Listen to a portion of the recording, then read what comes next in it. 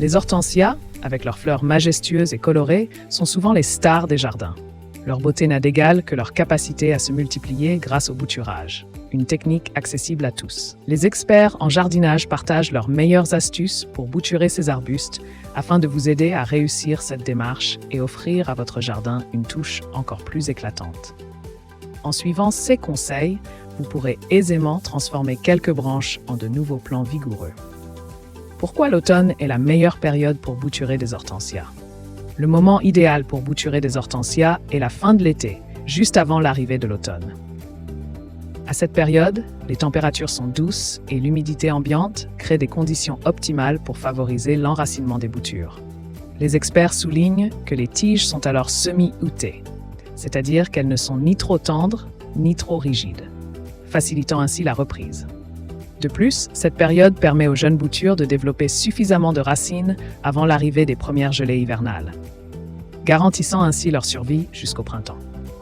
Le matériel indispensable pour un bouturage réussi. Pour bouturer correctement des hortensias, il est essentiel de s'équiper du bon matériel.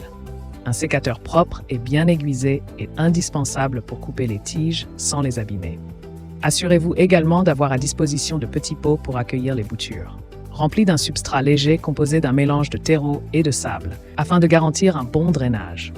Enfin, un sac plastique transparent est recommandé pour créer une mini-serre autour de chaque bouture, conservant ainsi une humidité constante. Ce petit détail est souvent négligé, mais fait toute la différence en créant un environnement idéal pour les jeunes pousses. Les étapes clés pour réussir le bouturage de vos hortensias. Le bouturage des hortensias suit un processus simple, mais rigoureux. La première étape consiste à sélectionner une tige semi-outée de l'année, d'environ 15 à 20 cm de long. Il est essentiel de choisir une branche saine et vigoureuse. Une fois la tige coupée juste en dessous d'un nœud, retirez les feuilles du bas et ne gardez que 2 ou 3 paires de feuilles au sommet. Si les feuilles restantes sont trop grandes, n'hésitez pas à les couper en deux pour réduire l'évaporation. Plantez ensuite la tige dans le substrat en l'enfonçant d'environ 5 cm. Si vous avez choisi d'utiliser une hormone de bouturage, trempez la base de la tige dedans avant la plantation. Arrosez légèrement et recouvrez le pot d'un sac plastique transparent pour maintenir une atmosphère humide. Placez le pot à l'ombre, dans un endroit lumineux, mais à l'abri du soleil direct, afin d'éviter tout dessèchement.